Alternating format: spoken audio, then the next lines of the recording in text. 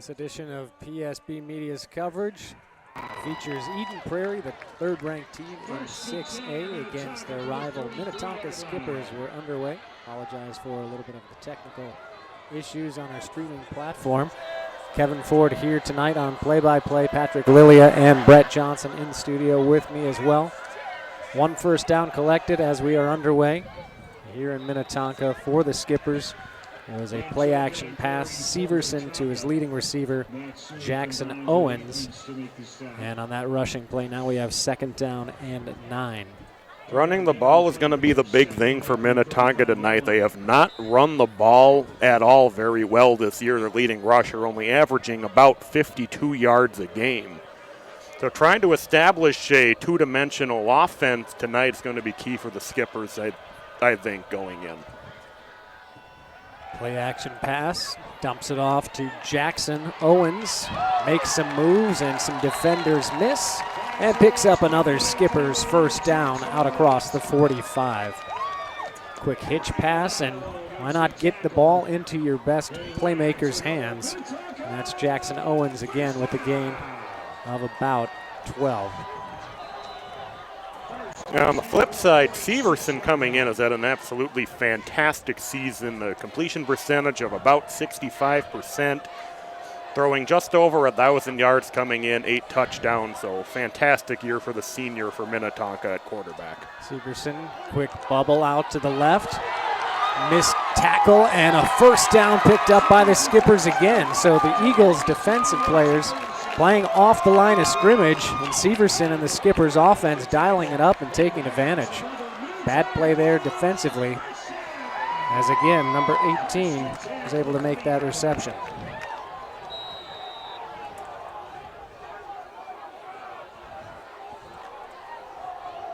So 1st and 10 into Eden Prairie territory. Skippers 4-2 on the season, coming off a tough loss against Edina, where their offense just couldn't muster much. Gave up 21 first quarter points. Severson with the ball in his hands will run it up to the 35-yard line before a swarm of Eagles tackle him. He looked downfield off to the left, but didn't find any opening. So kept that one and picks up a good chunk of yards. Severson, despite his running ability, will not do a lot of that. We saw that last year coming into the game at Prairie Stadium between these two teams, where we speculated that his running ability might be an X factor in that game, but just did not really utilize it very much in that contest.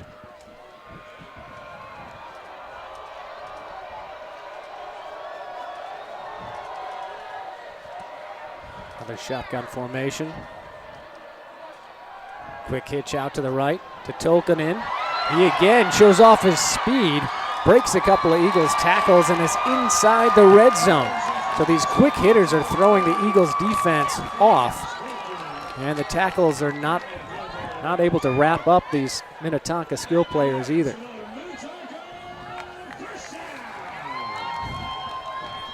A 20-yard pickup on that pass completion. Kind of surprising early on that these little quick hitters and bubble screens, like these Minnetonka receivers just look that much quicker off the ball than the Eden Prairie defense. Shotgun formation, 2 receivers set to the left. Will run it off right guard to Tolkanen.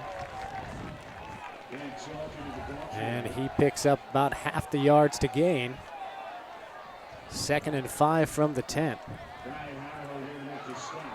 Mentioned Minnetonka's 4-2 record. Eden Prairie coming in at 5-1. Lone setback against the top-ranked and undefeated Lakeville North Panthers, 14-0 earlier this season. Head-to-head, though, they've had all the success. 16 consecutive head-to-head wins against the Skippers. Here, a good start, though, by Severson. This time, drop ball. Tolkanen, ball thrown a little high, but that was certainly catchable for number 30. He's upset about something. I think maybe he thought he got hit a little. Yeah, he thought it was a defenseless receiver type thing, but that was just a little bump.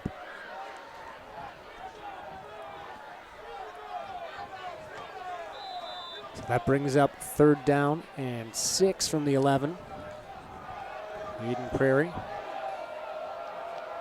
has picked things up defensively throughout the course of this season, but certainly not the level of dominance we've gotten used to. The ball is loose, and Severson, is he able to dive back on it? The very first snap of the game was a poor one. He had trouble handling. That was before we were able to go live with you. And this one even worse. Ball at the 20, and the Skippers are, fortunately for them, able to recover. I was about to comment, the main factor that decided last year's game in the regular season was the fact that Severson did throw 3 interceptions. He's almost losing that fumble there off the bad snap, but Eden Prairie turned those 3 interceptions into 3 touchdowns last year, so don't want to start making those kind of mistakes now. Grant Altman lining this one up. Be a 38-yard try. Pushes it up, and is it going to make it? Just wide right. It had the distance barely, but he pushed it wide. Score remains at 0-0 as you're watching PSB Media's coverage of high school football. Yeah, thanks everyone for tuning in. Brett joining you on the broadcast as well. For some reason, Facebook not letting us stream tonight, so hopefully everyone's not having trouble tuning into YouTube. That's where we are going to be streaming this evening, but that's a deflating drive for Minnetonka. You know they're fired up to be playing against the defending state champs. A rematch of last year's title game to drive down the field and come up empty on that drive with no points after getting it inside the red zone. I feel like year after year in all the coverage we've done, Brett, it seems like teams that don't capitalize on opportunities, they get to the red zone but don't finish things off. Things don't end well for them against the Eagles. 1st and 10, first glimpse of the Eden Prairie Eagles offense led by future Gopher Cole Kramer. Play action, throws this one deep, and Dejan Wolf got turned around, incomplete.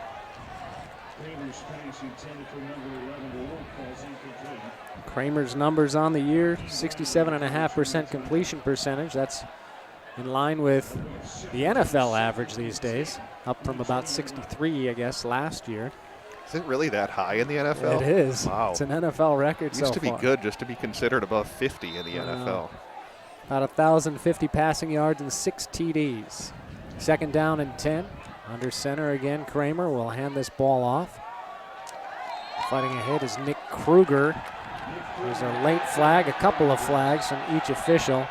And Dejan Wolf is applauding, so must be against the Skippers. And there's another flag at the very end, so maybe offsetting? Who knows? We'll see. A lot of laundry on the field. I don't know, Patrick, do you see anything down there? Maybe just some words said on the field, putting you on the spot?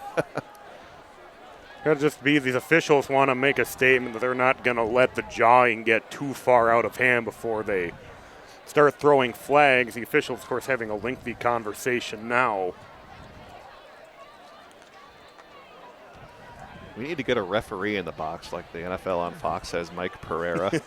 I know. Explain all this stuff to us. There's been a couple times this season. Well, let's go through the penalty first. Personal foul on the defense. And there's personal foul on the offense as well, I guess. So they're offset. Nothing in particular. If you want to talk about that Lakeville North game, I know Brett and I were both very confused because at the end of the first half, after that field goal return by the Panthers was wiped off by the penalty, the Panthers still had to run a play even though there was no time left on the clock. Yeah, that's what I was thinking of. I know we've had a couple of those situations this year. We had one last week as well where I didn't quite understand how pass interference works. So we need a rules expert up here, I think. 3rd down and 6. The offsetting penalties occurred after the play, counted the down. And play action stuffed, read perfectly by number 53, the linebacker for Minnetonka, Elliott Ish, junior inside linebacker, able to swallow up the fullback and set up a 4th down, likely punting situation. J.J. Shepard back to receive the punt. Cole Kramer in punt formation for the Eagles.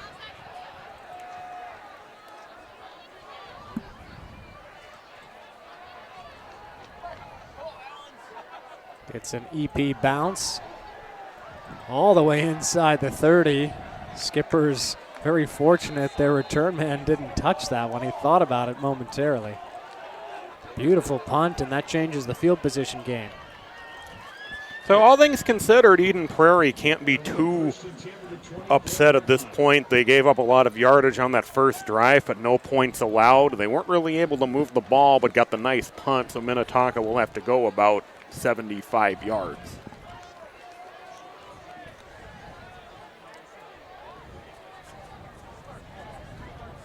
Mentioned on this season, Minnetonka has really struggled and not really stressed running the football. That plays into Eden Prairie's strengths anyway. They're a much better run defense team than pass.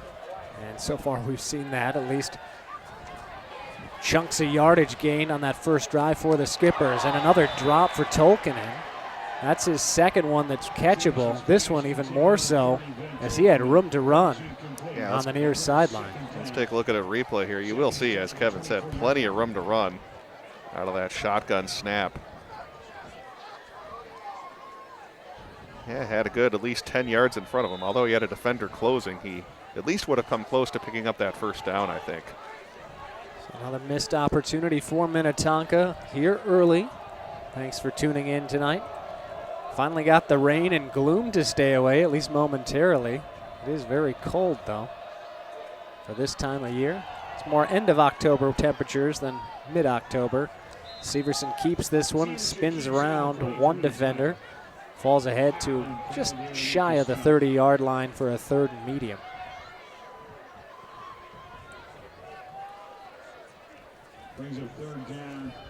I'm sure the Eagles defense has grown up quickly as the season went along. As Mike Grant coming into the season, he talked about the youth on his defensive line, that it was going to take a little bit for him to find combinations that were what he was looking for on the defensive line also, but he does have that very experienced secondary.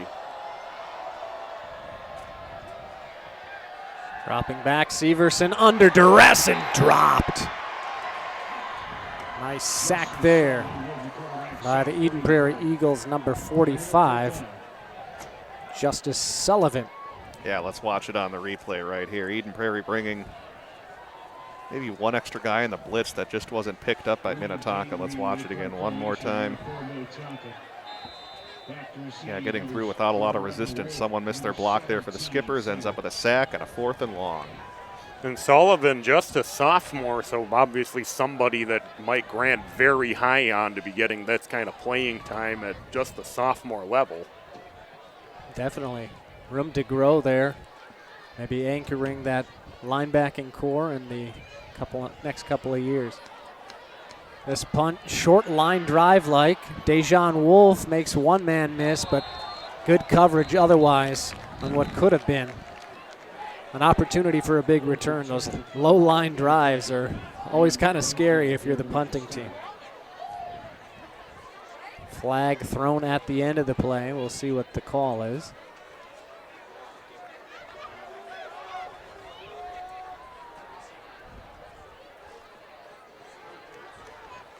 And a holding penalty on Eden Prairie. Walk it back to their side of the field. Well, that'll help with the field position game after, as he said, that low line drive punt didn't do a whole lot of good. That'll at least back him back up to Eden Prairie territory. What a difference, yeah, Kramer's punt was versus the Skipper's punt went. 44-yard line, second possession of this one. Late in the first quarter from Minnetonka.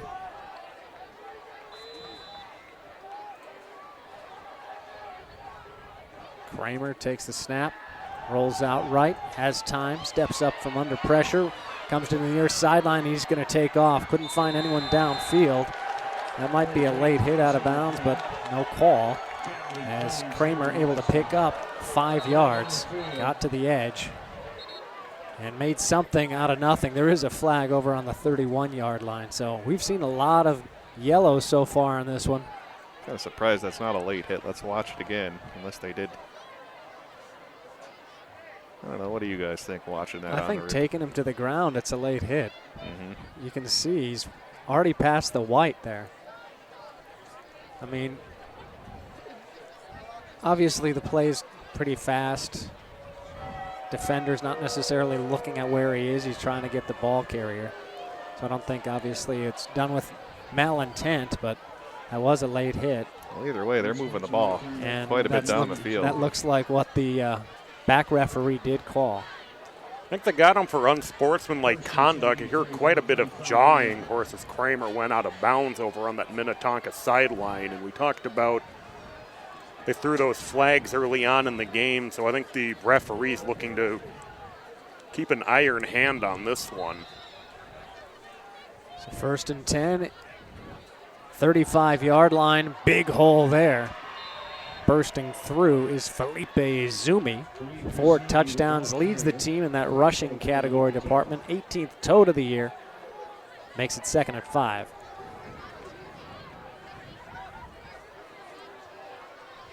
Prairie finishes up their season next week against Edina. Kind of keeping the, is it the exact same schedule, Brett, as they did I think it is last reversed, year? isn't it? Or are we on a new cycle? I know Minnetonka and Edina were the final 2 games of last year, too. No, I think it's different because they didn't play any of the southern teams like Eastview and Lakeville North last year. Yeah, so the first half of the schedule is different, but they finish with their 2 marquee matchups. Yeah, that might be the case. Looking as an Eagle fan. Carey sets up Eden Prairie, 3rd and short, 26-yard line. For Minnetonka, again 4 and 2. They wrap up against a Southern Metro team at Burnsville. And trying to build, I mean, you can't build much more than finishing runner-up in a state title game. They're trying to build on a very successful 2017 campaign. The first down is gained by Nick Kruger. Ran behind that very steady offensive line, which has grown into form as well for Eden Prairie. Always good and disciplined as you look at the team throughout the years. Just outside the red zone at the 22-yard line. 0-0 the score.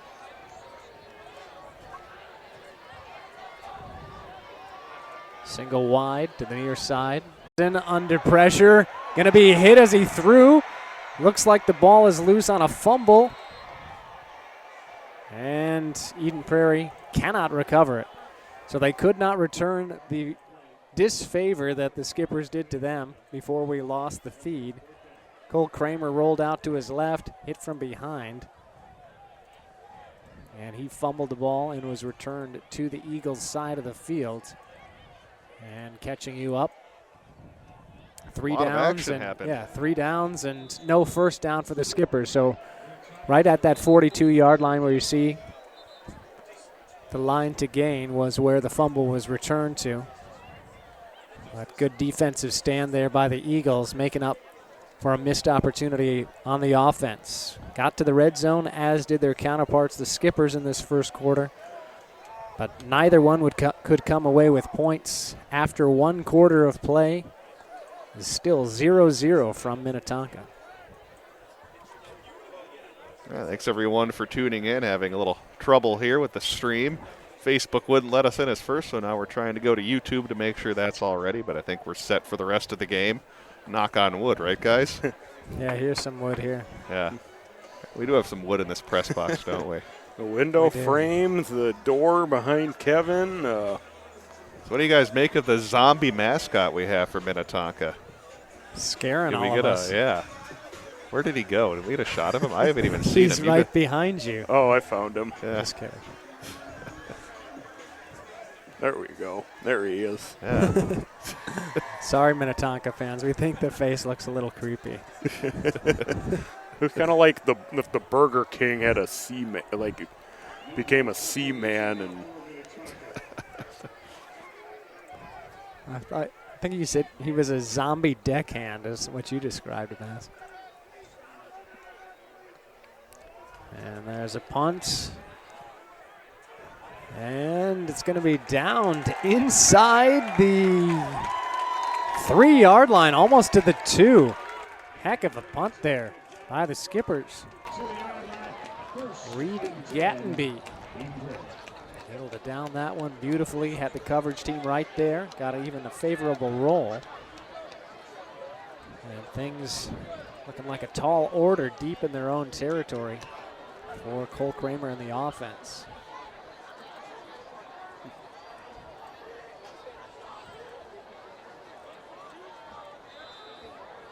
So far in this one, a little bit sloppy at times, but the defenses have both come up big with some plays, key third down situations. In fact, every time the big play happened was on third down defensively. And Dejan Wolf will be overthrown in that one. It was single coverage, and it sounds like the EP coaches over to our left wanted some PI maybe called. Wolf is the leading receiver for Eden Prairie. 30 receptions. I mean, Brett, I know Who last caught 30 passes in a career for Eden Prairie? Yeah, exactly. Like, I remember Kyle Connolly, I think, back in the day. He was a big-time receiver. The most catches he had in a season was like 12 or 14.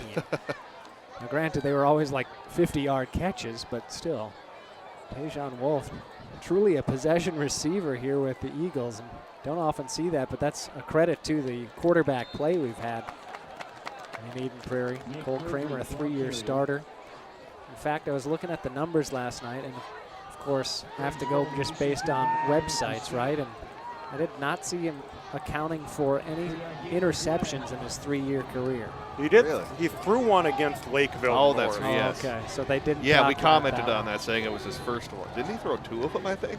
Or was it just Yeah, the he one? did throw 2 of them. All right, so not quite as impressive as 24 touchdowns to nothing, but still great touchdown to interception ratio for the season. 3rd down and 7 from the 5. Big play for both sides here in a scoreless one. Kramer under pressure. Intentional grounding is going to be called. That's a safety then, isn't it? And Cole Kramer was dropped hard too. He had a rough fall right at the base of the goalpost. And they will call a safety. And I can overhear some coaching, and they thought a receiver was in the area. See, that's one thing, like Brett, to your point about having an official in here.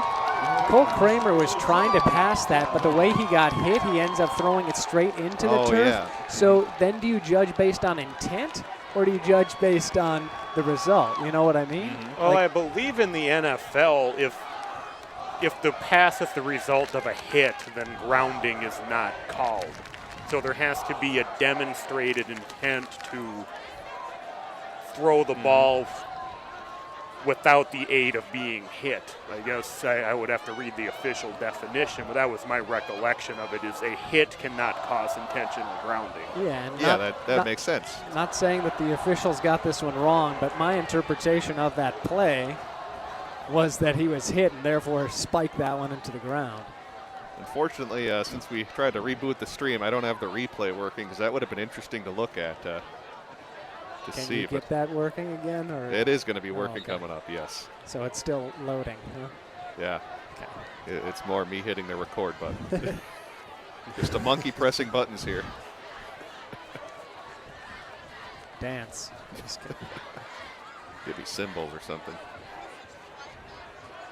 So again, at the discretion of the officials, a safety called on the intentional grounding in the end zone. 2-0, Minnetonka leading now. And we'll get the football back. This one driven medium deep to the 27. That one's collected. And returned. There's some space over on the far sideline into Eagle territory. Nice blocking up front for Ben Tolkinen. And Minnetonka just a couple first downs away from at least getting a field goal try again. We're just warming up for the baseball championship series coming up. That's why we got the 2-0 score. You don't often see 2-0 in football games, do you? No. I like 5-0 better, just because then, especially at the high school level, not too many teams kick field goals regularly. Yeah. So How about a 5-2 game?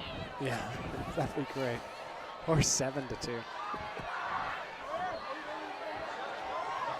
Nice disguise play by Severson. And Eden Prairie, I didn't think was too fooled, but Severson had some blockers in front of him, able to pick up a nice chunk of yards on first down. 2nd and 2 inside the 40. So Severson, and if you didn't take away his rushing totals from the fumble and the mishandled snap, he'd be the leading rusher. Of course, at the high school and college level, it counts against the quarterback. This one, first carry of the night for Tamar Hopkins. He was actually the leading ball carrier in terms of number of rushing attempts coming in. First usage of the night from Dave Nelson. And that is good for a first down to the 36. As we said, Minnetonka not particularly running the ball all that well this year at leading rusher, just averaging that 52 yards a game. And their run defense not that great either. 172 yards allowed per game, but their pass defense much better. They, like the Eagles, very experienced in the secondary and up front. I guess that's the one difference between the Eagles defense and Skipper's front line, front four. Very tenured. Nice run again. So, Patrick, you said the key for the Skippers is to run the ball effectively. And they're doing just that. They're running wide for the most part, with the exception of Severson kind of sneaking in on disguise plays. And so far, the edges are working in the favor of the Skippers. This one again taken wide by Hopkins. He has some room to run, and he's a tough one to take down. Inside the 10-yard line. He's barely jogging out there. He had a lead blocker and made it so easy. Nice play call. Take a look at this again. Great blocks as well, as you'll see on this snap. Not often you see teams get that big of holes against Eden Prairie. Outside attacking again, some missed tackles, and dragging a couple defenders inside the 10. So 1st and goal from the 8-yard line. In motion is Jackson. A handoff goes to Hopkins. And beautifully read by Colin Penn. Stuffs that one in the backfield. Loss on the play. Penn, big playmaker this year on offense, has been a good playmaker for Mike Grant on defense now the last couple years. That's the disadvantage of running out of shotgun. If you get a guy to jump to snap and get to the backfield, you can get big losses on rushing plays. Loss of 4 on that one.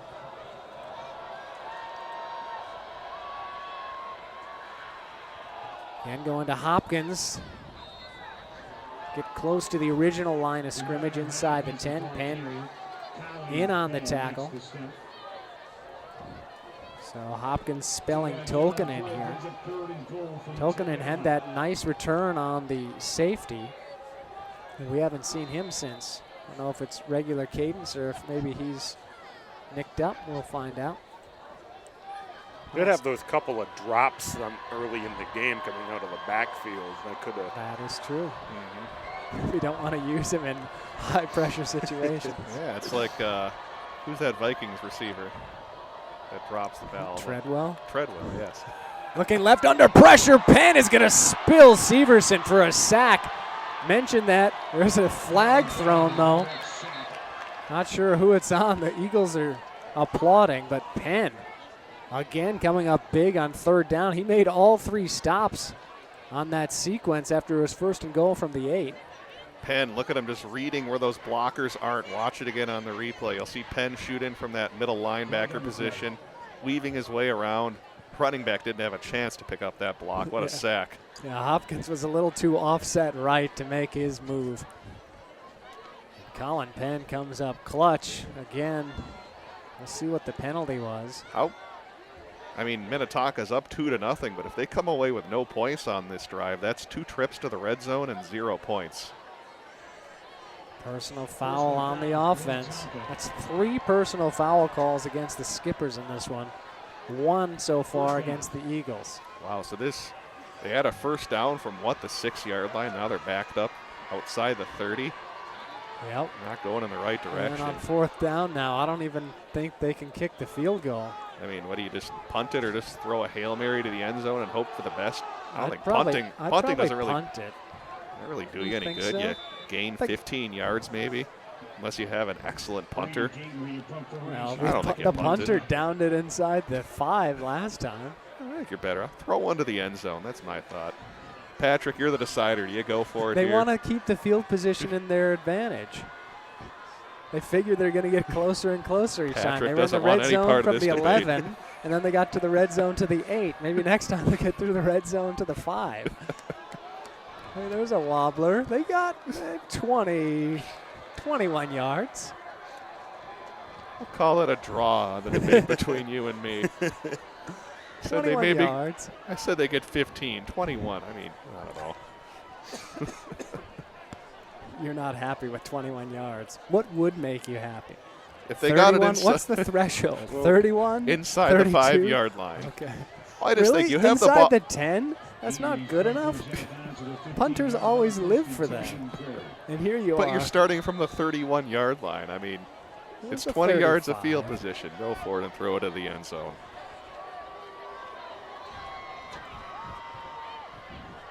Izumi with the carry. Well, you know, Severson probably had the arm strength to get it into the end zone. Yeah, see, there you go. I mean, even I have the arm strength to get it into the end zone from there. I don't think we quite have Andrew Luck out there, where we need the Hail Mary specialist. Jacoby Brissett. I love that he has like a couple passes on the season just for that reason. Nick Kruger, good blocking up front. Follows a wave of linemen. There's another flag. And again, Cole Kramer's applauding, so tentatively against the Skippers. These teams got to get their discipline set up here, especially Minnetonka. I mean, these are just killers. That last penalty they had. Another personal foul. 4 on Minnetonka now in this one. And how many points, in theory, have they costed Minnetonka? I mean, the one personal foul cost them at least 3, possibly say 7 3. points. Yeah. Well, it was going to be 4th down on that last play. But so they I'll still say could have at least 3. kicked a field goal. Yeah, exactly. It's I'd not say good for only the 3 Skippers. so far, actually. Actually, no, 6, because that pushed the field goal out the first time.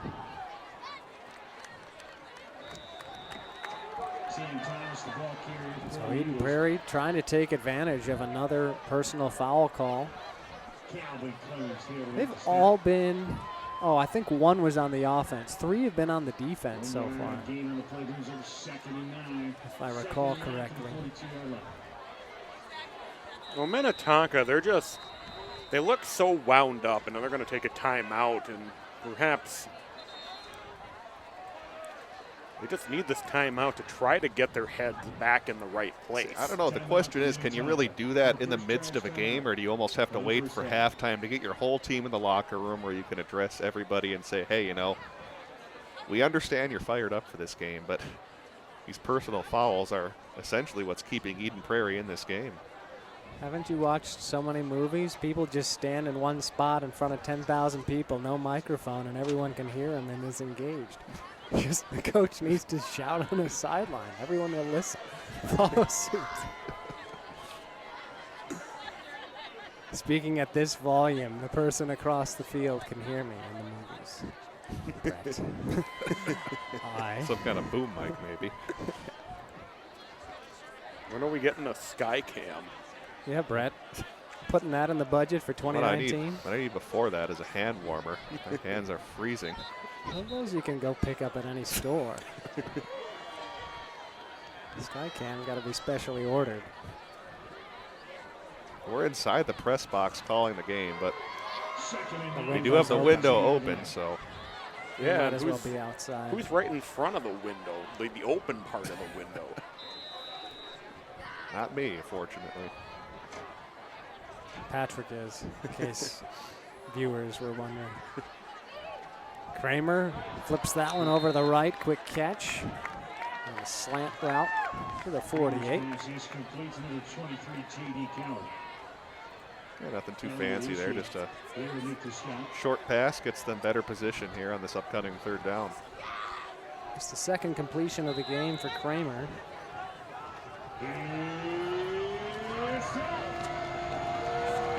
Only 3 attempts, so it's not like he's 2 for 10 or something.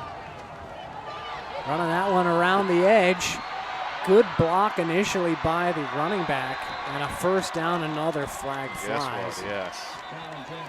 Now let's watch the run, then we'll see at the end if there's anything we can see with that flag. But opening up some good holes and good vision to see where that hole was. Watch it again right here. Colin Penn and a nice block. Missed the number, but We'll go back and see it again. See, look at him. Look at that hole right there, able to pick it up. Ooh, they got a block in the back. Let's go back and see that. That looks like it could be a block in the back. Yeah, right there, you'll see. That is a block in the back. That was the block I was saying was good, but now that we're watching the replay, that should be called. I don't think the referees saw it, though, unless they're going to back him up. Holding. Well, I mean, it works out the same way for Minnetonka because that was a block in the back. So negate what could have been another big running play for Colin Penn. Again, mentioned his explosiveness this season on offense with a chance. He has 3 catches for 70 yards and 9 rushes for 140. Basically every time he touches the ball in those dire situations, he makes something happen. Instead, third down and 3. And dumped off to Nick Kruger. He makes one man miss. The ball is loose. Bounced right up into the arms, though, of one of his linemen. I'm kind of surprised he didn't do. Cole Kramer's a veteran quarterback. He didn't do the Aaron Rodgers move. You'll see it right here. A Minnetonka player was offsides on that snap. Still picked up a nice little gain there, but they were guaranteed the first down even if they tried a big play and didn't complete it.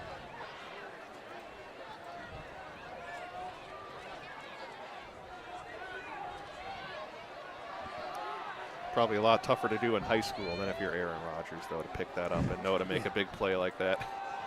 Izumi off the right side. Eventually taken down. There's also a certain amount of chemistry involved with your center that needs to happen on something like that. And I think perhaps the youthful offensive line maybe not quite there yet. Well, of course, just 1 game left in the regular season, so. So maybe in the next week they'll get that down. Got a short week, too. Kruger, pretty big hole. Another first down for Eden Prairie. They're marching. About 4 minutes left in this first half. Quiet offensively so far. We've seen 3 total trips to the red zone. 1 turnover, that was by the Eagles in their opportunity. A fumble and a sack to take Minnetonka out the first time. And the second time, a sack and then a personal foul to take them out from even trying a field goal. Kruger again. He's doing a nice job in this one. Carrying the rock, his 6th carry of the game. Haven't seen Jordan Amundsen tonight. Well, watch it again. Just straight up the middle. More good blocks. Kruger's up to about 280 yards rushing on the season with a touchdown. So 2nd and 1. Hole again. Wolf far sideline again. Typical formation. Dropping back, looking for Wolf. Single coverage. And didn't really give his receiver a chance. Good defense there by Minnetonka. But Kramer left that one out too far. And didn't really lead Wolf either. Well, you think Kramer, too, was probably trying to throw that into a position where there was no chance at an interception. Yeah. Taking that low-risk, high-reward type pass right there. Yeah, definitely. Really good backpedaling there by J.J. Shetman.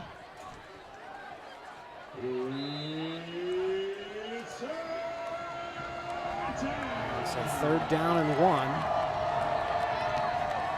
Run-heavy formation. And the ball goes to Izumi. Looked like it was almost a direct snap. And he does move the chains, just barely. No need for a measurement. They're just about unstoppable when they get third or fourth and 1 yard. I can't think of many times over the years we've called them, 5, 6 years, where they've been stopped on a third or fourth and 1. It's almost like Tom Brady on the QB keep. Yeah.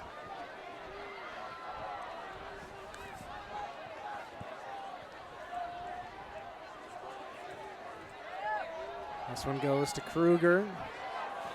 And he'll be wrestled back. Good defensive stand there by Calvin Clemens. 6'3", 200-pound linebacker. Yeah, look at him just able to tug down Kruger. Yeah, look at him here. You're going to see his hand right on the back of his jersey and pulled him backwards. Sometimes you see that and he'll carry him forward for another 2 or 3 yards, but he was able to pull him back and hold him to a short gain. Yeah, that's got to always be the defense's goal, right? Wrap up properly and make the tackle, but avoid or prevent the offense from falling forward, as so many players do. This time swallowed up. Kruger tried to go over the top of the 2 down linemen, and it didn't work. Looked like, again, Clemens was in near that stop. I think the blocking may have broke down, too. He really had nowhere to go. He kind of 65 trying to get his name, yeah.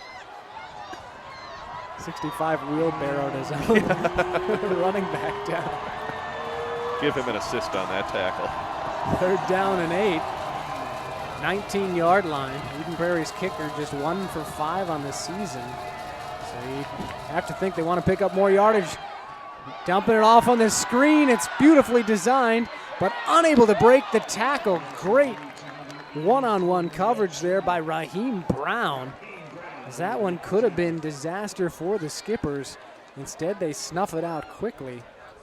So that one was slow to develop by design on the screen. Let everyone rush in at you. Yeah, most definitely. But Matt Sherman, the tight end, couldn't get past or couldn't get to the line to gain. How far do they got to go here? About 2 yards. Yeah. So definitely 4th down and considerate situation. The offense will line up. 52 seconds and counting in the first half. 2-0, Minnetonka leading the Eagles. Faking it to Izumi, wide open, and the touch. Great play call, beautiful disguise, and the Eagles are on the board. Well, what a great design play by the Eagles. They had Minnetonka thinking run that entire sequence. Look at that. Yeah, everyone bid on the handoff. And he just kind of snuck into the backfield, did the receiver for the Eagles. One more look at it. Look right there. Everyone's going for the running back. No one picked up the tight end, streaking into the end zone. And Matt Sherman to the old Randy Moss. Nothing wrong with that. Hey, I'm wide open. Kramer song. And it's 7-2. Let's give you one more look at it, just because it was such a well-designed play. And Izumi sells it well, too, right See, here. look, fake. Yeah, look right there, pausing it. No one picks him up. Just as they dialed it up. 41 seconds left. Actually, they'll put 43 on the clock. 43.2 now. Yeah. Yep. Got to worry about those 2 tenths. Expect our play-by-play guys to get the time and distance correct. Well, I don't know what the distance is yet. I guess I meant down in distance. Well, that's why. That's why I'm the color commentator. That's why you're the clown. You're the clown in the circus. I don't know what that makes us. Patrick's the ringmaster, and I'm the juggler or acrobatics dude. Well, you're tonight. I think you're the ringmaster, and I'm just kind of the.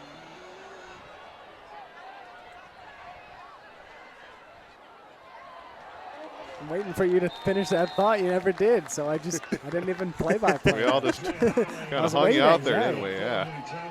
It's waiting for the climactic line.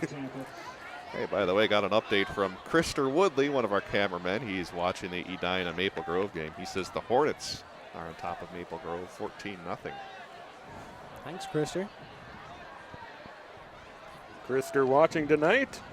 Yeah, so speaking of those Hornets, that's who Eden Prairie will finish up their season against. I touched on that already, but of course the short week, the season finale Wednesday special because of the upcoming conference weekend. The MEA break that I don't get to take advantage of now that I'm in the workforce. Yeah, no one does. Not unless you work for a school. I know. Severson, play action, looking deep. Has some single coverage options, but unable to get the ball off. Instead, he'll run as linebackers Ball's and loose. defensive players were deep down the field. The ball is loose, as Brett said, and Eden Prairie able to recover it. I was kind of thinking that the whole time as he was running towards the end and breaking some tackles. He kind of left that ball exposed, and I'm not totally surprised that he ended up fumbling this. Let's watch it again. I mean, he picked up a decent chunk of yardage, but I think once you pick up that first down, you're probably better off going down if you're a quarterback that normally doesn't run it. Yeah, kind of one hand there on that ball. I think I could pick it up right. Looks like as he spun, so he made the first two guys miss. As he spins, right the ball there, comes yes. loose. Right there, yep. Boy, what a disastrous final minute of play for Minnetonka. Still 23 seconds to go. Kramer hands this ball off to Kruger, almost to a first down. Again, just talking about mixing it up, misdirection, trying to get the defense guessing. The last two play calls now. Minnetonka thought run, it was pass, and there they were playing for the pass. It was a run. 16 seconds left. Eden Prairie with 2 timeouts left. So why not run the football in that stage of the game? Took up about 7 seconds. Figure have 2, maybe 3 plays left. Yeah, what's their timeout situation? 2 left. 2 left, so they could, in theory, run it and maybe pick up another few yards, then try 2 heaves to the end zone. Yep. I wouldn't be surprised if they actually do that right here. And, of course, it's tough for Minnetonka because you obviously don't want to play for the run and then have them audible and throw a pass into the end zone. Yeah, you play for the pass, but, you know, Eden Prairie, with their formations and schemes, they could easily pick up a touchdown. Yeah. With a couple of good blocks and a running back finding that seam. So yeah, I think you just have to tough. concede that 8-yard run. 2nd down and 1. Again, 16 seconds left. 2 timeouts for Eden Prairie on PSB Media. Thanks for watching with us tonight.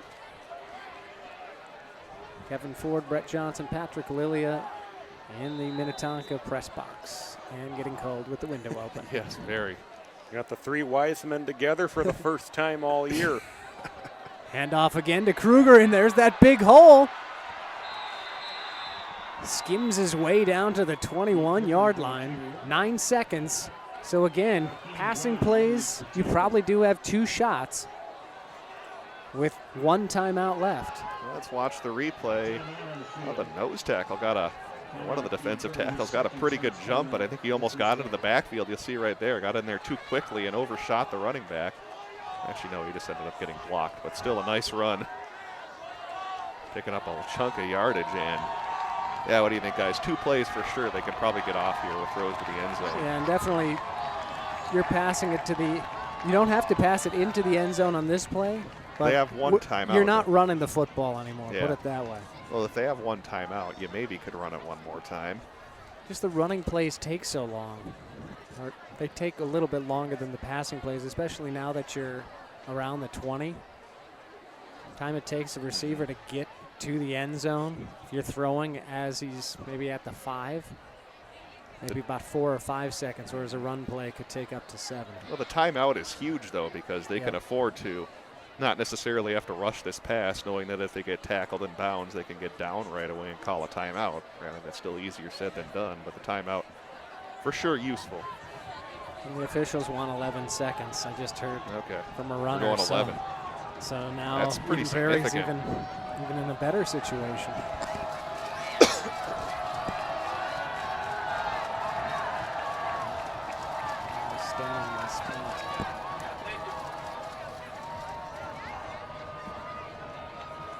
I was going to stand in my spot. I was worried. In case you don't know, we have very tight quarters here at this press box. And a doubly dirty window. Kramer looking right. Dumps that one out. Quick hitch over to Wolf.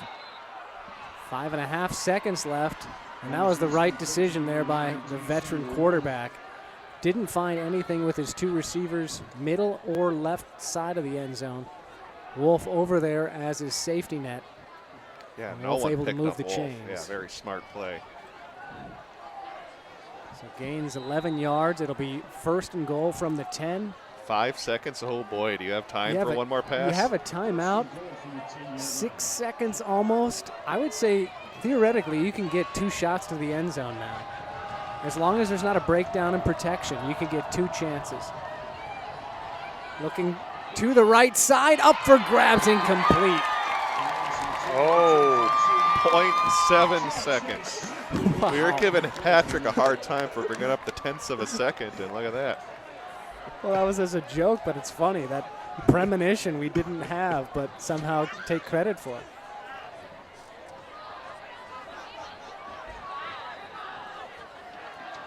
I'm going to try the field goal. So it was significant, as you said, too. We talked about the joking about the tenths of seconds, but also adding the 2 seconds to the clock. And the field goal try is up and converted. So what a huge mistake there by Severson and the Skippers offense. Final 40 seconds of the first half, you thought, well, maybe they can go drive and try to get a field goal, maybe a touchdown of their own. Instead, turned the ball over near midfield. Eden Prairie so good at time clock management. Also execution, of course, big key there. Having all their timeouts and able to convert a last-second field goal. 10-2, Eden Prairie on top of the home team Minnetonka Skippers at the half as you're watching PSB.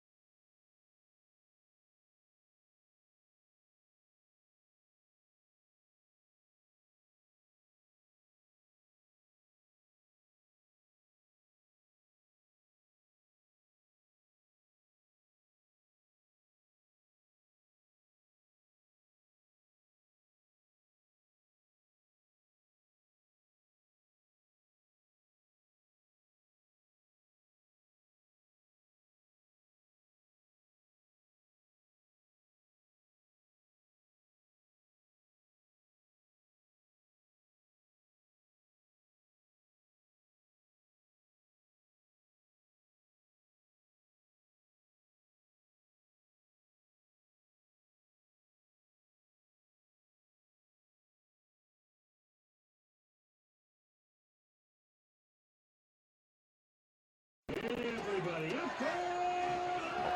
Kickoff.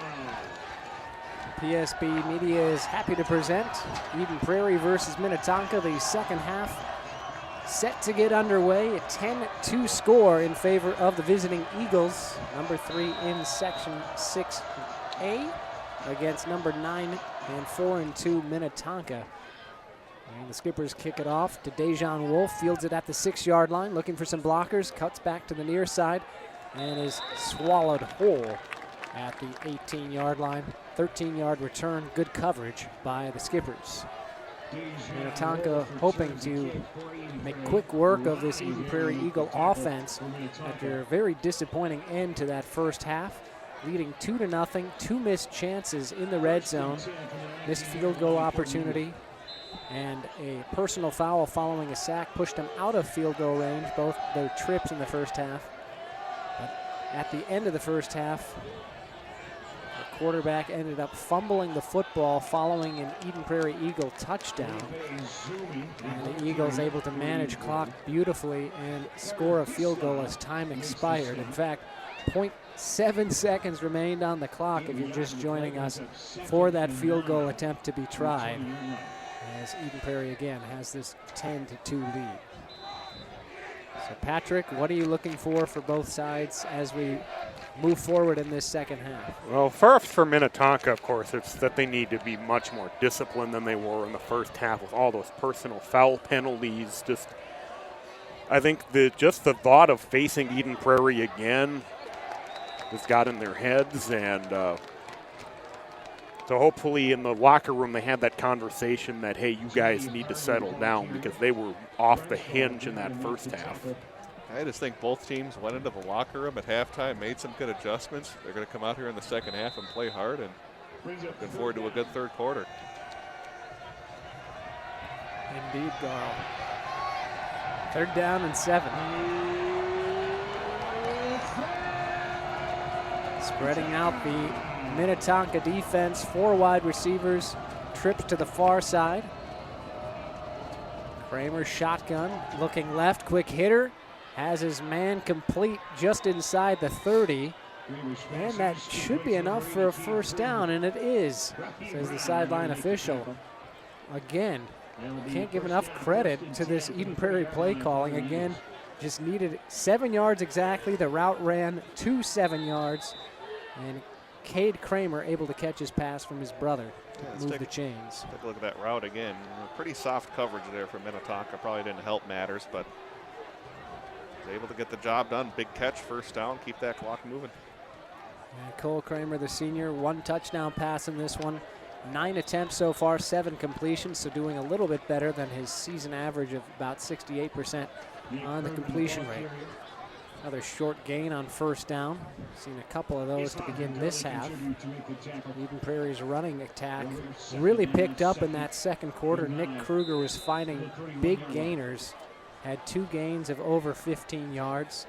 Both of them coming on that field goal setting up drive where Minnetonka, of course, was playing the pass. Under a minute to play and about 50 yards for Eden Prairie to move to pay dirt. 9:31 to play, 2nd down and 9 in the 3rd quarter. And Izumi lumbers ahead to the 35-yard line. And there's going to be another flag thrown on the far side. It looked like one of the Eagles' offensive linemen. And number 8, J.J. Shetman, we're getting into it. We'll see who the penalty goes against. I might have it. I'm going to watch it off screen here to see if I... Yep, I'll show you it right here, guys. This is a pretty easy call for the official. Watch right up there. You'll see 78 towards the top left part of your screen. A little overzealous there on that block. And so 2nd personal foul called against Eden Prairie. And that's going to be very detrimental to this first series on offense. Oh, I got a feeling these two teams don't like each other very much. Yeah, I think so. Bronson Warner did a nice job almost pancaking his defender, but finished it off a little too aggressively there with that other player. Bronson, the younger brother of Dylan, a good defensive lineman back in the mid-2010s. It sounds kind of weird. Actually, we're still in the mid-2010s. How about early to mid-2010s? 2018 like 2014, 15. Yeah, that's the mid. We're in the late 2010s. Yeah, I was right at first, and then I was forgetting what year it was. So. Does move fast. This decade's almost over. I know. I was talking about hockey just a month and a half away with the defending champion Skippers looking to defend their title. That's a good memory. I'm trying to think. Who did they beat in the championship? Duluth East. Duluth, okay. Which was kind of shocking because Duluth East beat that juggernaut Edina team in the semifinals. That team was putting up about 7 goals a game. This punt not as good for Cole Kramer. Takes again a friendly EP bounce. And the return minimal to just shy of the 40-yard line. I guess they'll take that here if you're Minnetonka, obviously, to get that. Force Eden Prairie to punt, I should say, because so often we've seen in third quarters of ball games they go on an 8 or 9 minute drive where they just run the ball, get like a 16 play drive into the end zone, but now they've got good field position after forcing that punt.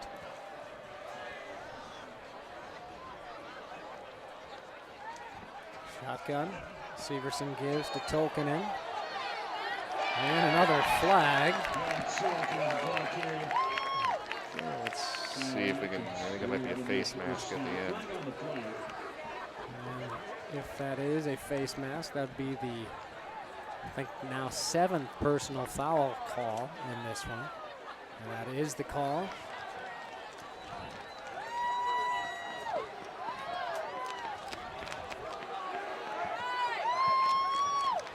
So this time, getting Kyle Atkins. And that's another Minnetonka first down. And Minnetonka now the beneficiary of a couple personal foul calls. That's 30 yards in their favor over the last couple minutes, trailing by a touchdown and a 2-point conversion. Severson, quick hitch over and a drop.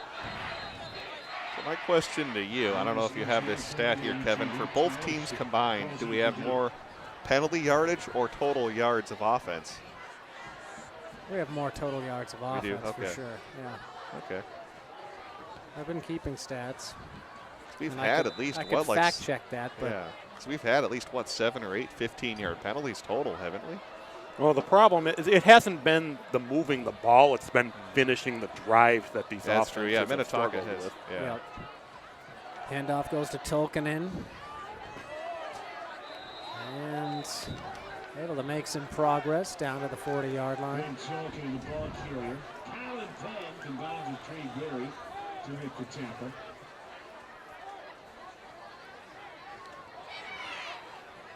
Reminder, tonight's game brought to you by the Mulch Store with locations in Burnsville, Minnetrista, Rosemount, and Shakopee, with the weather warming up at least a little tomorrow. Finish up that yard work, drop off that yard waste at the Mulch Store. Learn more at mulchstoremn.com.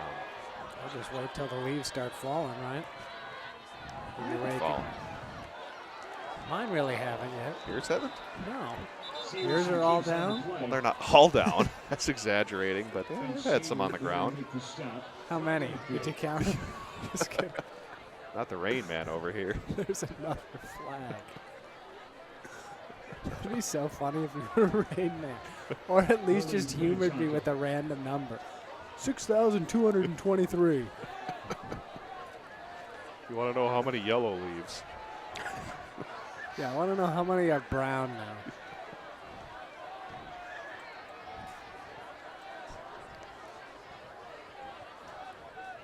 This penalty going against Minnetonka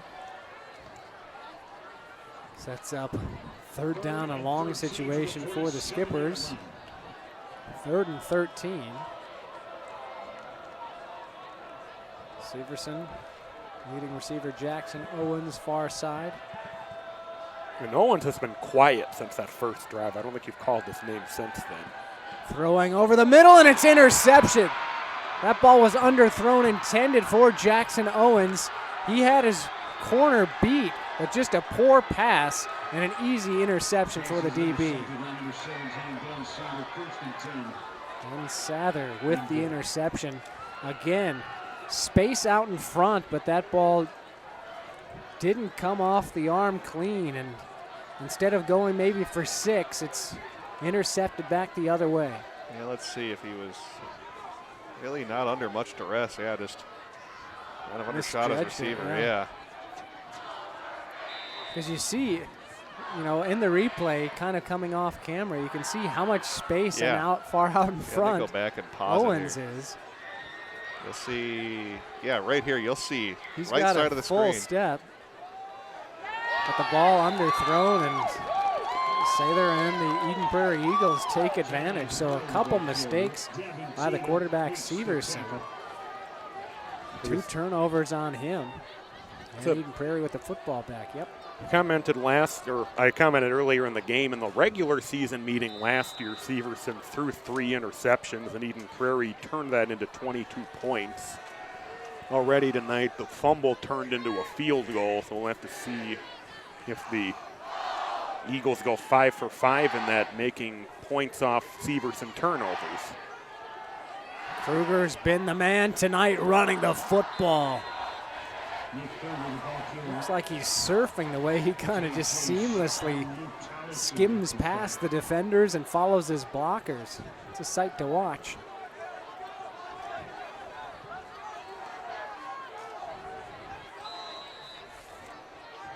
That doesn't have a replay for me to relive that moment. I can probably pull that up after the next play. 3rd down and short. Running off the right side, it's going to be close. Looks like the officials will mark a favorable spot. And Kruger does move the chains. So Kruger getting the yeoman's work tonight. Jordan Amundsen not with the carry yet. He came in with the most rushing attempts and yardage for the Eagles.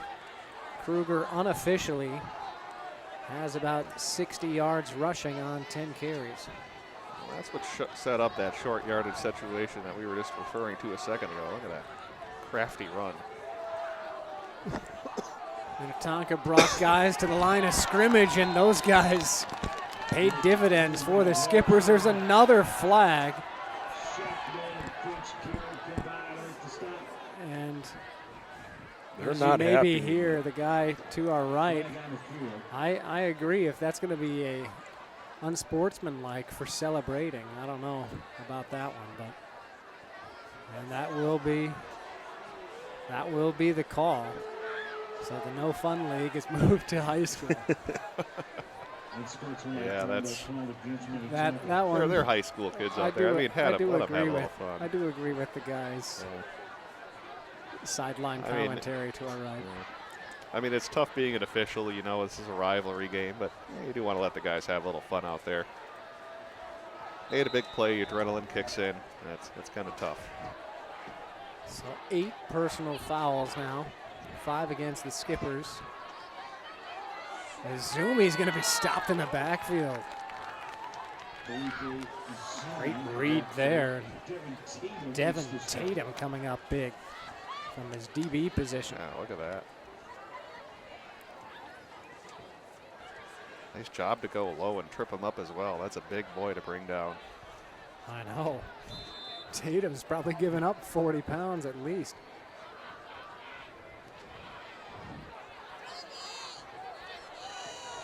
Tatum, a junior, is a guy to watch at the recruitment next level. Minnetonka has a couple guys going D2 next year. Devin Tatum might have an opportunity in fall of 2019 to play somewhere. He's down on the sideline. Severson throwing some passes. I know the temperature has plummeted since the game started, perhaps just sort of misjudging how cold it actually is down there on the field. Maybe that affecting that pass that was intercepted earlier.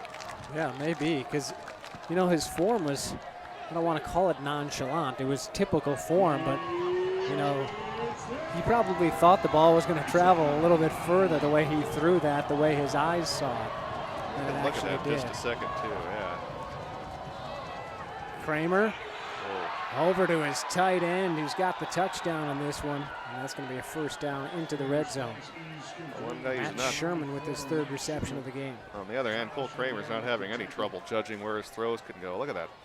Putting that through a really tight window. Watch that again right there. A lot of zip on that pass.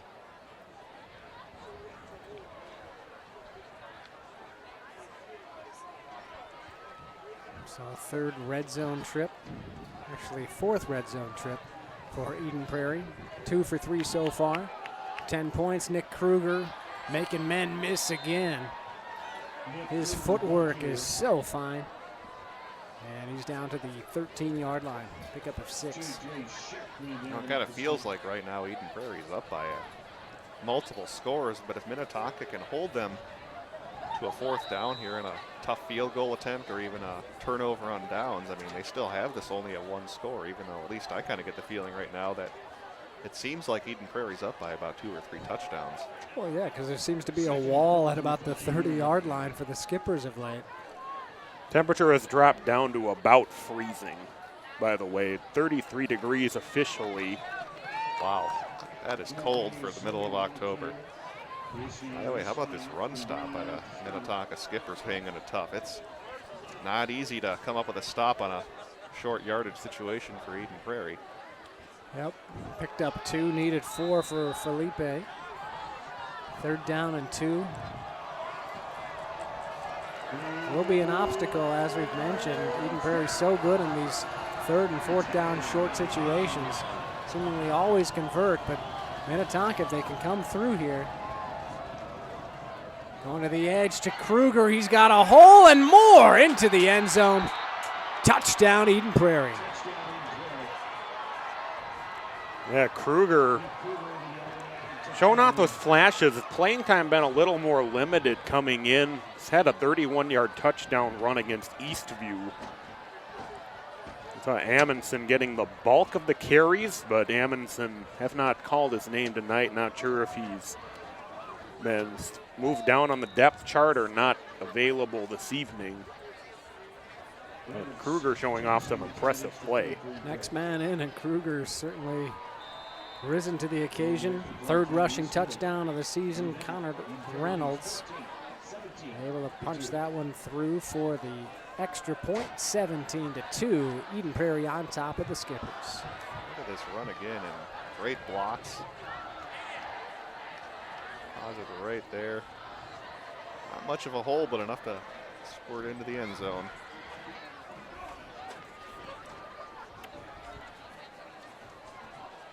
So this, I really don't like the announcer speak, right, where you must have this drive and things like that. But Minnetonka, let's be real, they need to make something positive happen here. Certainly, I mean, to get all the way to the end zone and come up with nothing, that would be probably just as devastating as a 3 and out. But some sort of possession where they can come away with points and rebuild that confidence.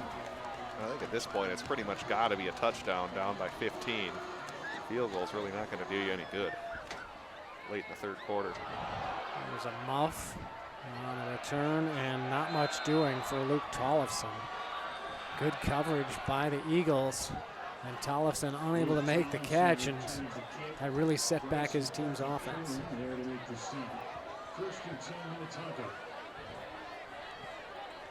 Well, it's kind of interesting now if you're Minnetonka. We've talked about that they don't run the ball very well. So likely at this point in the game, they're going to have to start going to the passing offense, but that let them down on the previous drive with the interception. We'll have to find out how they are going to go forward. Severson completed 4 of his first 5 passes, and I have him down for no completions since that time. Again, my stats are not official, but just talking about kind of the flow of the game. Minnetonka's offense was grooving a little bit in the first half, and they seem to have hit a wall here in the second. That ball put in the hands of Tamar Hopkins. His 4th carry of the night brings it out to about the 23. 2nd and 5 from the 22-yard line.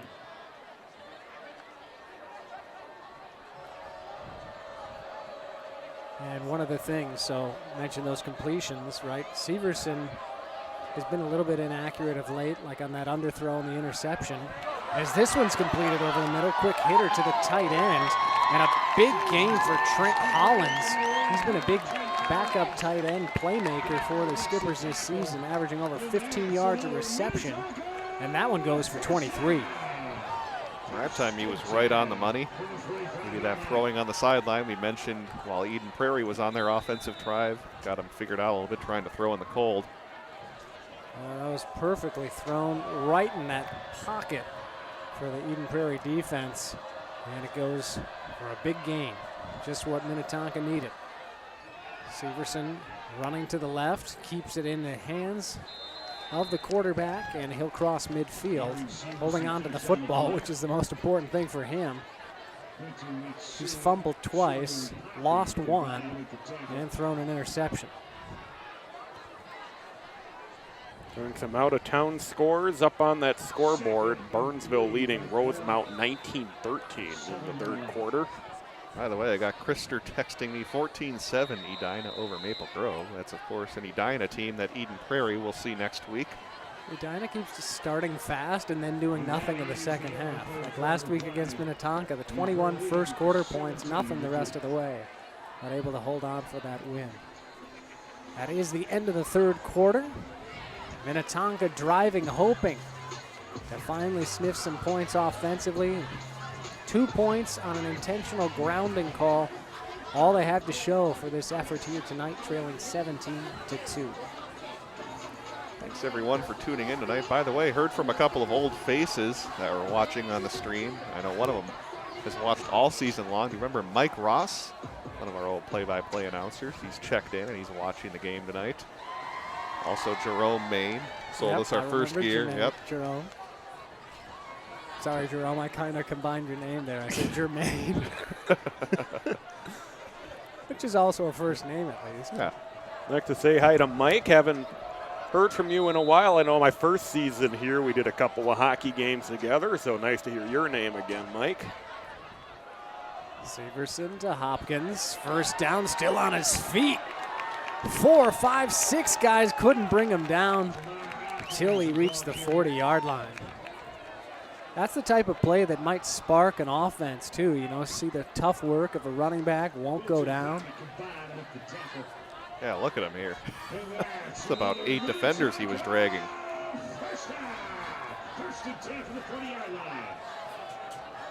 Hopkins getting some work again. 7 rushes on the evening.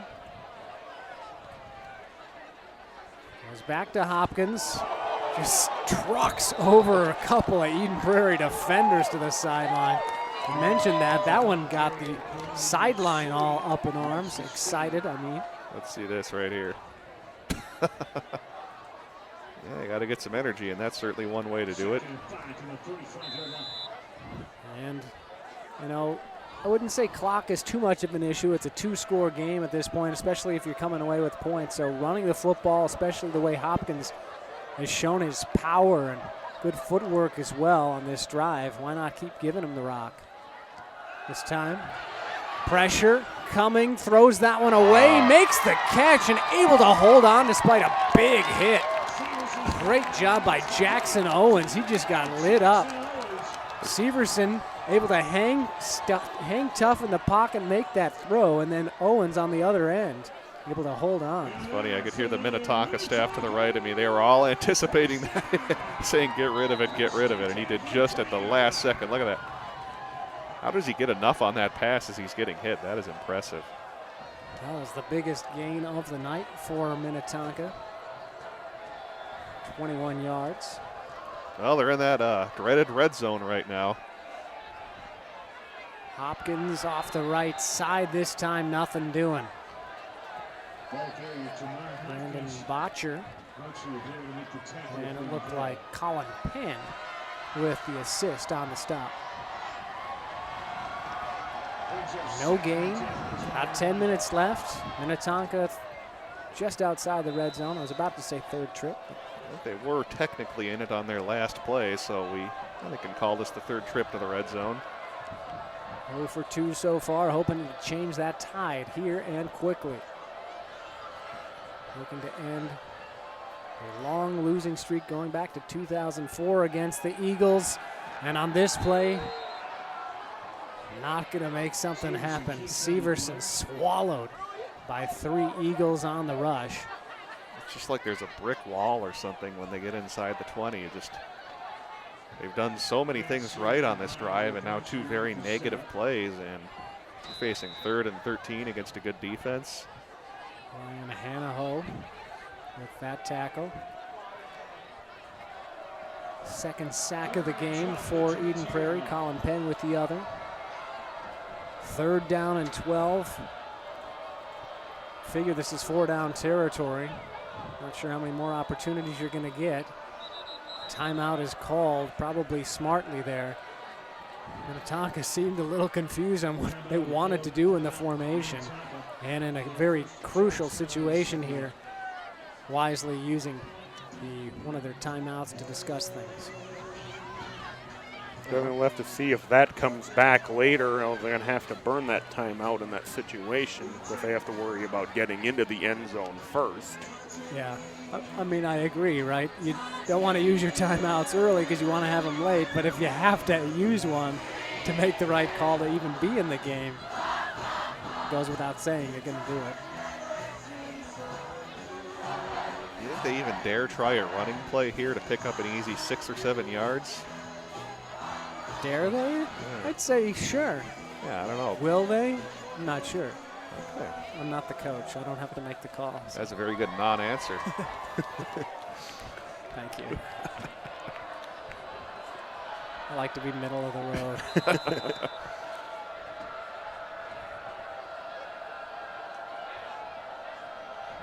3rd and 12. Man in motion is Owens. Comes to the near side slot. Looking that way is Severson. He's going to hit Owens. Taken down immediately by Sather. Good tackle.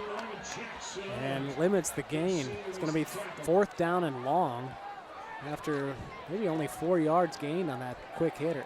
And that is due to a great tackle there in one-on-one.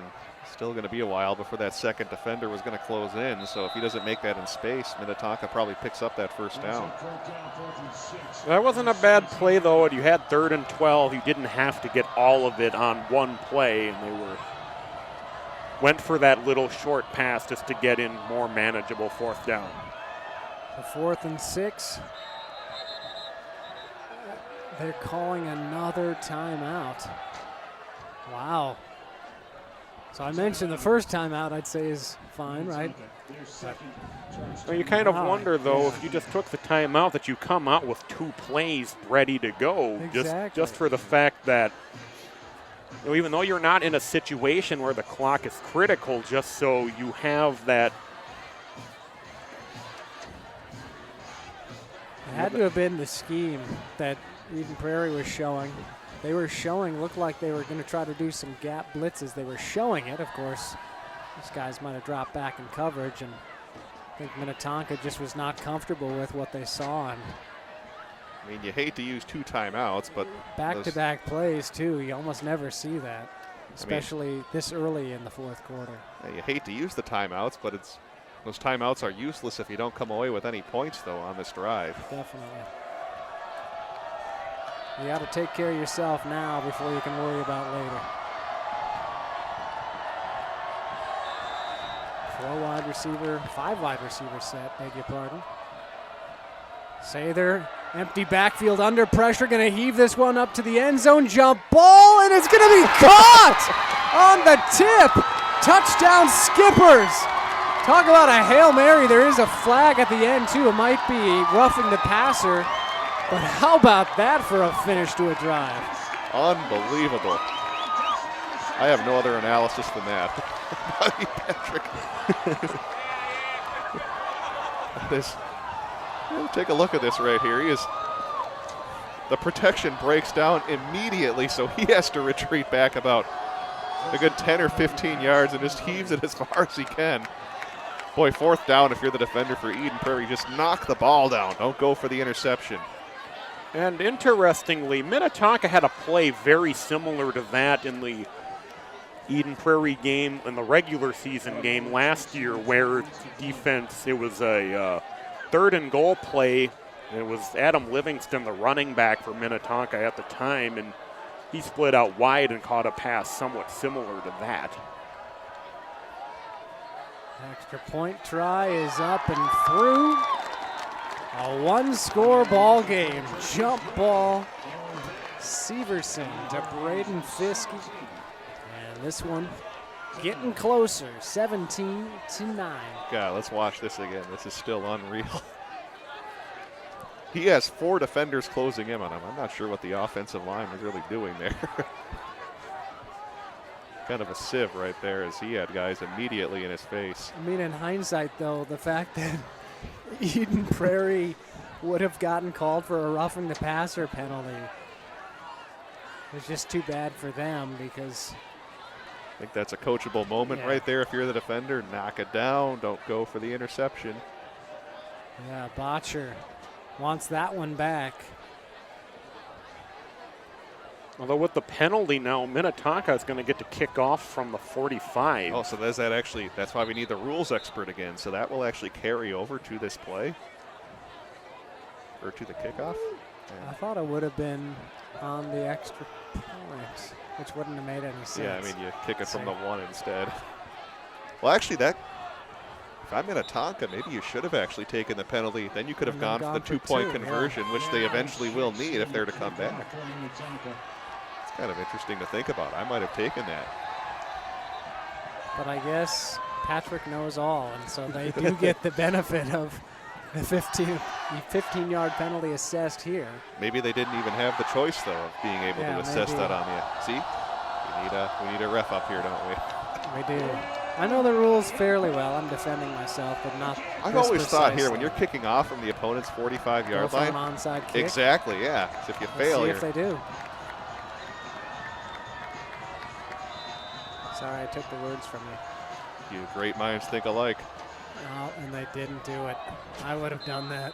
I would have too. I mean, the worst case, your opponent gets the ball at the 30 or 35-yard line. Although you're the guy who was advocating for an 18-yard punt in the first half. Hey, you're Mr. Field position over there. I play this situation. If you've got like a 10, let's say you've got 10% recovery rate when the defense is expecting it. I would say Eden Prairie would have been kind of expecting it, so maybe it goes up to 15. I would have taken that chance. Your Hail Mary on a 35-yard bomb, that's probably like a 5% success rate.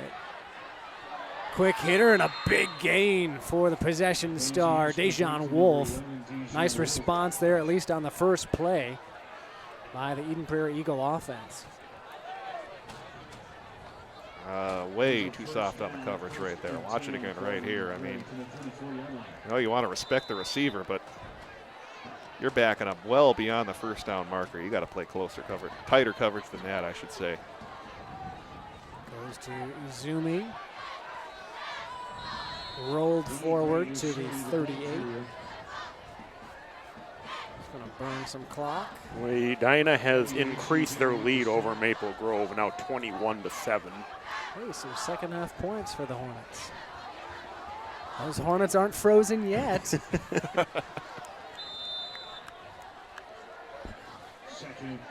Perhaps a top 5 matchup coming next week if both they and Eden Prairie can hold on in their respective games this evening. I would imagine that they'd both retain top 5 positions if they win. Currently number 3 and 4, Nick Kruger, approaching 100-yard effort. Would be, I think, the first of his career, if he's able to do so. Moving the chains, 13-yard gain. And again, the offensive line is really making those holes easy for him to pick out. He doesn't even really have to look. He just sees the gap, and there it is. Run left, there's the hole, keep going. It's every running back's dream. Yeah. Don't have to think, just run. Don't need Adrian Peterson Okay, back there. Forrest Gump, just run. I'm going to say, you don't have to be Adrian Peterson where you take 5 minutes to decide which hole you're going to hit. I know. I swear, he got tackled for a loss more than any other great running back, just for that reason. And another first down gain for Kruger. This is staple Eden Prairie offense here. Other team comes back, and Eden Prairie's like, oh, we see what you can do? Well, we can do it too. Marching down the field so far. Now, Skippers, all you got to do is just come up with 3 stops because Eden Prairie hasn't shown a ton from their field goal game this season, so just get the ball back with a chance to tie the game. That's all they need. And with that run, Kruger is indeed over 100 yards.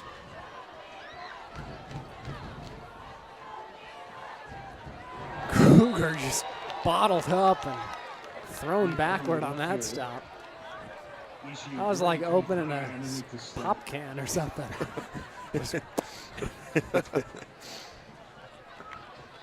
Well, let's watch it again. Pretty good pressure there by the Minnetonka defense. Yep. A little Chris Berman there for you. Well, we don't get the sound effect the second time around, do we? No. It wasn't recorded, was it? No. We could replay that. Actually, it would be really annoying just to hear that on like a remix. No, thank you. Yeah.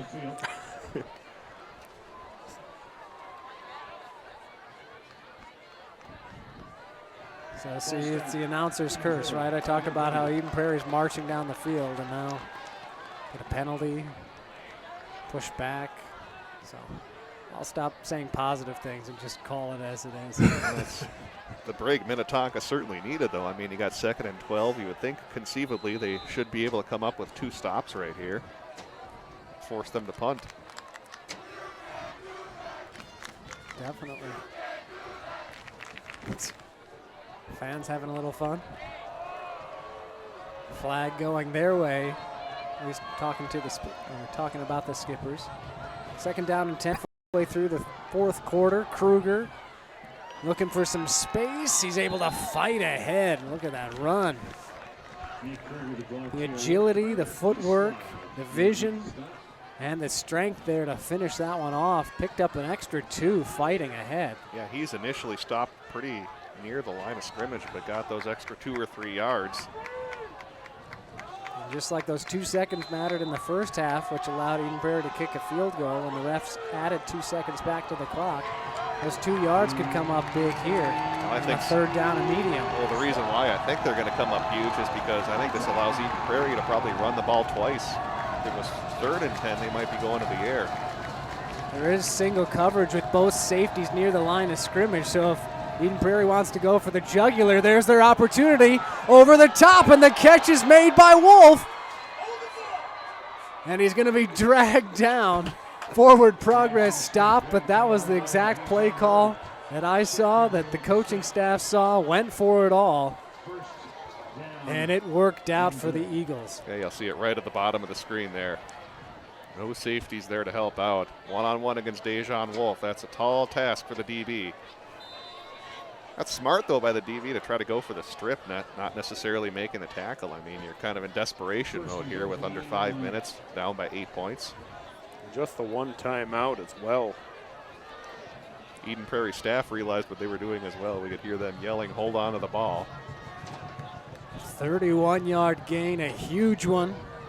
Wouldn't say it's a gutsy call. I'd say it's more of a heads-up call. Mm-hmm. And they took advantage, able to capitalize. And I mean, obviously the game of football, any sport, or even any job, comes down to execution. And Eden Prairie just out-executed Minnetonka tonight. Of course, game not over, but certainly putting themselves in very good position to win yet again.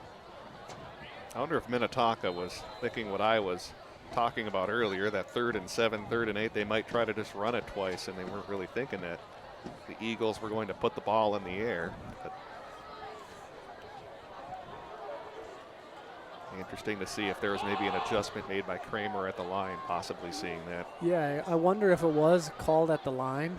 Because once I saw the safeties both sneaking in, I knew there was a huge opportunity. Oh, what a tackle. Goal line stand there by 3 skippers. Gonna fight through this one to the end.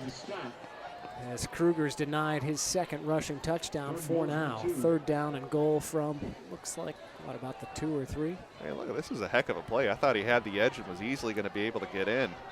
Yeah, great closeout speed there. I'm surprised actually Kruger, you see him try to cut it back, right back into the skipper's defense.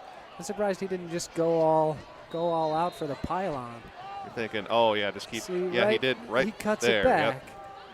Yep. I can't question a running back's decision making. I just am surprised he tried to cut back. Going to Izumi, is he gonna get in? I don't think he's in. 4th down, goal line stand there by the skippers. Not done yet. Not done yet, Brett. And this is actually very interesting for Eden Prairie because aside from the kicking woes, the angle to attempt a field goal at this is pretty much impossible. So they pretty much have no choice but to go for it. Well, I mean, if you miss the field or don't convert on a 4th and 1, wouldn't Minnetonka just get the ball at like the 1 or 2 yard line and have to go 99 yards? Yeah, either way, if there's a miss, it's still from the same spot. So, but I guess the point I was trying to get to is the difference between keeping it a 1-score game and still keeping some sort of glimmer of hope alive, perhaps, or if Eden Prairie punches it in and likely puts it away. I think they go for it right here. I mean, yeah. So, Brett, I'm stepping on your toes, but I'm saying, Patrick, from at least this perspective, that if the field goal is going to be missed and from the 1 yard line is where Minnetonka would get the football, or they they're probably stopped, get it from like the 6 yard line. or they're stopped on the trying for the touchdown. Why not go for what probably the coaching staff feels is the more sure thing, and that's going for it offensively on 4th down. Or would you be ultra conservative and take 2 delay of game penalties and make your kick easier? I'm not advocating that that's a good strategy, but no, I would just go for Yeah. it.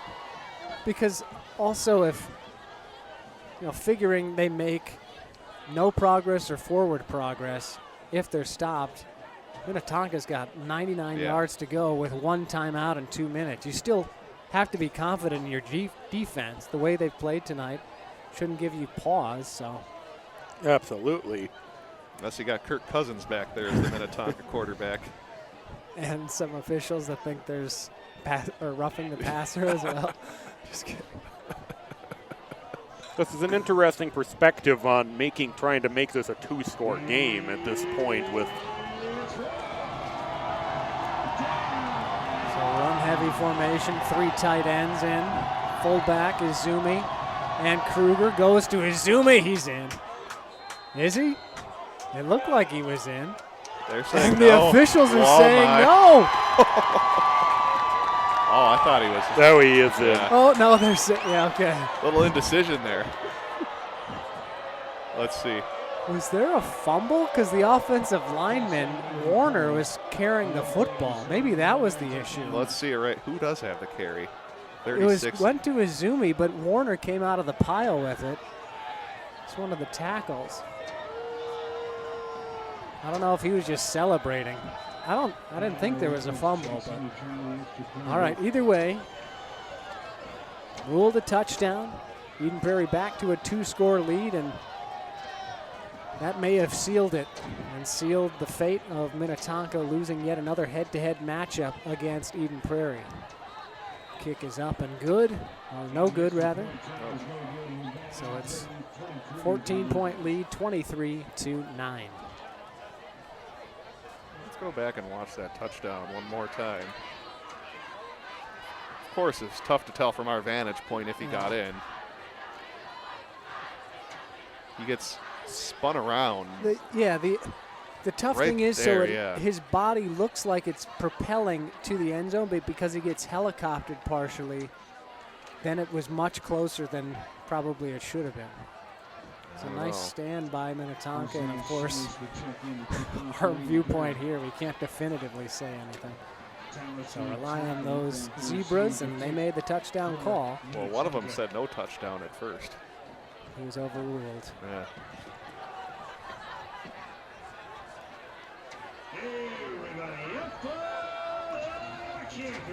And this is press box coach talk, right? But we mentioned going for that onside kick. Well, Eden Prairie scored anyway. Oh, could have been an opportunity for the Skippers to get it back without having to defend. And that one is going to go out of bounds. It was hanging on the sideline. If that stayed in bounds, then you just know it's not your day out there. Exactly. Another case of the Mondays. Going back to your point, though, we were, in case you're just tuning in, after Minnetonka had scored a touchdown to make it 17-9, there was a roughing the passer call, so they were actually kicking off from the Eden Prairie 45-yard line. And you and I don't know, Patrick, if you agreed with us that maybe should have thought of that onside kick, because if you don't recover, Eden Prairie's still only going to get it from the 30 or 35-yard line. That would have been a good time to go for such a thing if you have the momentum a little bit on your side. And of course, Eden Prairie just sucked it right back out, and the stadium is dead quiet on our side of the field on the Minnetonka stands.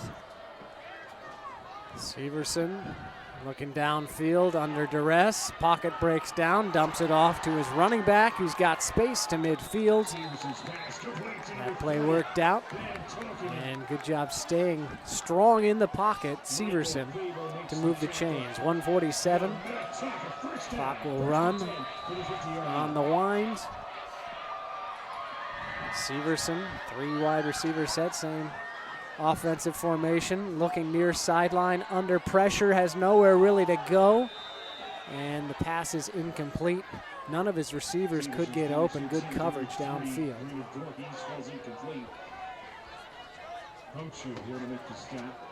Well, they're not technically out of it. You get a touchdown, then you still have a shot at that onside kick, but getting their second touchdown of the game, certainly easier said than done. Most definitely. Also with just one timeout. Well, at least in high school, though, like college, the clock will stop on first downs. If it was NFL rules, you'd be in a world of hurt right now. Definitely. That's why college games last longer than Can you the imagine NFL how games. long and high-scoring NFL games would be if they stopped the clock on every first down? That would be painful. Severson and another drop. 5th drop of the game, but they're going to get a penalty on the Eagles. That's the 5th drop. So we mentioned Severson's struggles after the first quarter. Obviously put together a good drive last offensive series, but you just can't afford drops like that. Although, Was there early contact? Let's see. I can't get the slow-mo replay. He might have been there a little early. are they going to get a defenseless receiver? It's blurred right. Yeah, maybe helmet to helmet. Yeah, I thought maybe he was there a little early. I think that's defenseless receiver is what they're going to call, but It was close to helmet. looking at that speed, it doesn't seem like it's that blatant, but the call is the call. I mean, the rule is the rule. Yeah, right? yeah. Well, any helmet-to-helmet contact, yeah, they're going to. Even if it's a nudge. Hey, I'm gently helmet-to-helmet nudging you. Oh, that's a foul. I was just showing my affection. Nope, 15 yards. I think that's ever been an argument for a football game. I've been showing my affection. That would be my argument. Another flag. Getting to the end zone is Tollefson. Broken down play defensively. We'll see what the flag's for. It was thrown in the secondary. And Severson, they have some late theatrics. Well, it depends on who that penalty's against. On Eden Prairie. What a breakdown defensively. 3 guys ate the dust of Tollefson. Let's watch that again. Yeah, something didn't work well for Eden Prairie. Oh, 2 my. guys tackled each other. 1 guy over pursued, and we have a ball game again. Well, this one right here kind of reminds me of Stephon Diggs with 2 guys missing. I think they may have taken each other out. Yeah, that's exactly what happened. The 3rd guy missing was just on his own. Wow. Well, now we're going to get that onside kick we thought should have happened a few minutes ago. Except now we're going with that 10% success rate since Eden Prairie's expecting it. If you're just tuning in, I just arbitrarily said an onside kick has succeeded or successful 10% of the time when the receiving team knows it's coming. One of us could Google that, but I'm a little too cold. I do think at the NFL level it is around, I mean, the range, I'm just going to throw a range. It's like 7 to 15%, something like that. I don't know what it is in high school. I think someone obviously brought that up on an NFL broadcast a few weeks ago, that it was similar to what you're saying. High school, I don't know. Could be higher. Well, the question is, in high school, can you? I'm sure that you can't, just like they got rid of the rule in the NFL where you can't put like 8 guys on one side. Right. You just have an 8-on-8 battle to try to field the kick. I do think that was changed at all levels. Of course, the question is the reliability of the kicker is also significantly lower in high school. Not to be offensive, that's just how it is. It's not offensive. I always wonder, too, I heard someone say this, if you just have an offensive lineman run up there and kick it, because you technically want a really bad kick, and sometimes if you have a good kicker, it's tough to do these onsiders. Here it is for the ball game, and it goes straight out of bounds. Wasn't a bad effort, but it was just angled too far. He never really got the bounce either. He had the right idea, just the ball never took that big hop that you hope for. That answers my question. I was going to ask, I know in the old NFL, you used to get a second try if you kicked it out of bounds, and then, of course, they changed that, and I was going to ask if that was still in high school, and if Eden Prairie's offense immediately came out on the field. It's not. You shouldn't get a second try. I know. Yeah. I don't know why that was a rule. Well, didn't you have to get 15 yards, I think, instead of the original 10 if you got the penalty and got a second? I think it was still 10, but they just moved it 5 yards further back. Although also in the old rule, didn't they allow if a defensive player or receiving team touched it inside of 10 yards, it was still also live? That's still true, That's I still think. true, okay. Well, hang on. Is Minnetonka technically out of it? They do have that timeout. So they took that final timeout. Well, let's run math, right? So they would have maybe 10 seconds if they get 2 stops. Play clock's 25 seconds, huh? Well, it'll go to 40 after they run the play.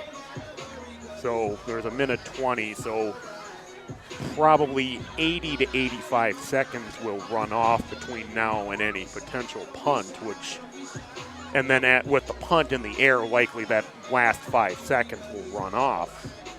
But they'll have maybe a chance for a return. I would think you wouldn't even try to punt it to your Eden Prairie. You just snap it back to your quarterback and have him run around for 5 seconds. Yeah. You don't want to risk a Glenn Glenn Mason, Gophers, Wisconsin 2003 blocked punt. Yeah, that's what a lot of college teams have done. I read an article on that.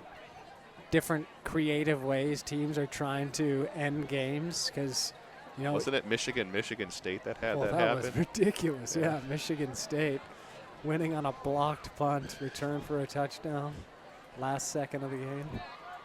You just snap it to your fastest player and have him run around. Yeah. Ruin his stats, though, man. You're not padding his stats. The yards per carry. It's funny that the stat guy, he's their fastest guy on the team. He's like, I ain't doing that, I'm not going to do that. I'll have negative rushing yards on the season. What's interesting here, by just falling on it by Eden Prairie, they could conceivably set up that situation where they're going to have to run a play on 4th down, aren't they? Yeah. I mean, this is a very climactic ending to this otherwise good game. Kramer just rolling on the ground. Well, I wonder if he did that on purpose to try to delay the officials picking up the ball. Maybe. Seems to be their style of taking a knee. Well, there's 10 seconds on the play clock, 50 on the game clock. Kramer's getting some hip rolls in. I think they might have to they don't think they're going to have to run another play. That might be it. Okay. Well, let's see. 25 still on the play clock. 30 seconds. Minnetonka's thinking run that play clock. It looked like he downed it at 39 seconds, so wouldn't that mean game's that's over? Game's over. Yep. game's over. The Minnetonka fans are not pleased. I'm not sure. So, Patrick, to your math, you thought they would have to run a play. I obviously didn't pay close enough attention, so. I'm thinking that roll around probably caused a delay of like 5 seconds, which is why the Minnetonka fans are upset at the officials. Maybe that's what, like you said, where you'd have to run around for a few seconds, those Kramer kneel downs, which are really slow. And, you know, that's right. I mean, it's good play by the Eagles, but of course, Minnetonka, you know, it's always kind of unsportsmanlike to try to tackle the guy when he's going to kneel it anyway. But at the same time, you almost needed to try to penetrate the line there to force him to take the knee early. Be a little bit more aggressive. As such, Eden Prairie, though, able to clock manage to a T in this one, getting late first half points with great clock management and execution there, avoiding having to punt the football or give it back to the Skippers. Eden Prairie holds on and defeats Minnetonka 23-6. Touchdowns in the game for Minnetonka. Severson, a 14-yard pass to Braden Fiske. That was that Hail Mary fourth down prayer in the fourth quarter that went for 14. And Luke Tollefson near the end, 35-yard catch and run to pay dirt. Nick Kruger over 100 yards rushing. Had an 11-yard touchdown run in the third quarter. Felipe Uzumi, the game winner, 1 yard out on 4th and goal inside of 2 minutes in the fourth quarter. In the first half, Matt Sherman on a great play fake, 13-yard catch and run touchdown from Cole Kramer. Final score again, 23-16. Eden Prairie moves to 6-1. Minnetonka drops to 4-3. Next week, final week of the regular season, Eden Prairie plays against Edina. Minnetonka at Burnsville. For Kevin Ford, Brett Johnson, and Patrick Lilia, we thank you all for tuning in. Hope you enjoy the night and enjoy the weekend. Until next time, Eden Prairie wins.